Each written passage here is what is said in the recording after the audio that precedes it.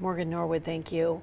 Well, of course, processing these difficult headlines can be a trigger for past traumas. And for some here in Las Vegas, the Texas shooting not only brings back painful memories of 1 October, but just renews the whole mental struggle with it. Reporter Jeremy Chen live at the Healing Garden downtown, which was created to help us remember and honor the victims and survivors of 1 October. So Jeremy, you spoke with a woman today about how the Texas shooting is just bringing back those painful memories of 1 October.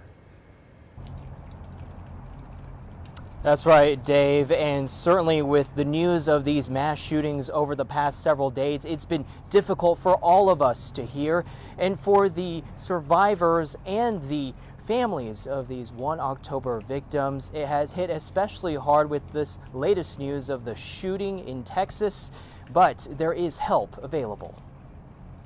My heart just breaks. I understand what they're going through. I understand their pain. The Texas school shooting brings back a painful loss for Minda Smith. As a parent, news of 19 elementary school children killed hits close to home. And for them to be children, it's something that no parent should have to go through. For her, seeing the devastated families brings back memories of 1 October. Smith lost her sister, Nasa Tonks, that day. Smith says she had to step away from the headlines of Tuesday's mass shooting. I actually have to turn it off because it's too much for me to take. It's too much for my heart. A heartache that led to phone calls to her family.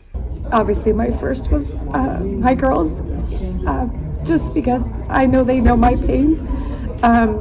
And I wanted to make sure that they were okay as well. The Vegas Strong Resiliency Center has seen an uptick in calls with the news of the recent mass shootings. The center's director, Tennille Pereira, says she's not surprised. It also evokes a lot of feelings of sadness and compassion for the community that is now going to go through that. Compassion that connects Smith with other families affected by similar tragedies. She has this advice to any survivor who may be watching. Make sure you're not alone, make sure you have a support system, and make sure you limit your intake of any of this, that it's not harmful to you.